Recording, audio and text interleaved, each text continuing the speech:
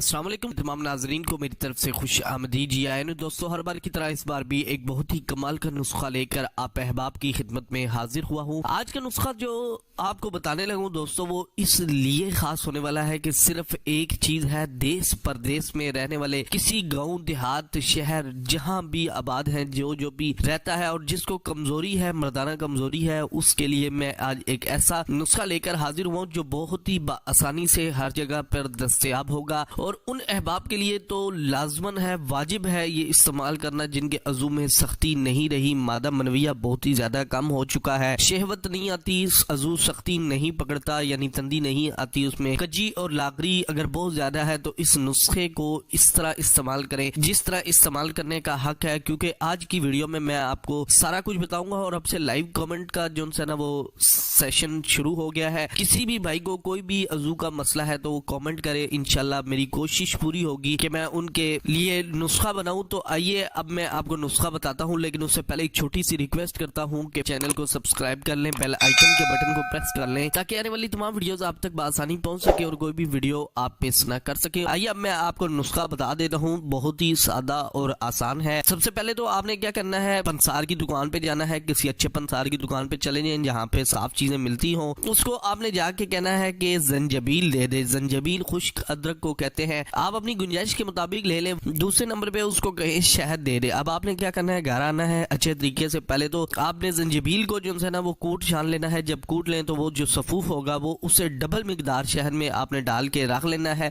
2 سے 3 دن وہ پڑا رہے۔ اس کے بعد آپ نے روزانہ صبح ناشتے کے بعد آپ نے 1/4 چمچ وہ مربع کھا لینا ہے، اور اس کے بعد فوراً 1 گلاس دودھ آپ پی سکتے ہیں۔ اگر دودھ نہیں بھی پینا چاہتے تو کوئی مسئلہ نہیں ہے، وہ آپ اس طرح استعمال کریں، انشاءاللہ 1 ہفتے کے استعمال سے ہی آپ کی جتنی کھوئی ہوئی طاقت ہے وہ چلی جائے گی، اور خاص طور پر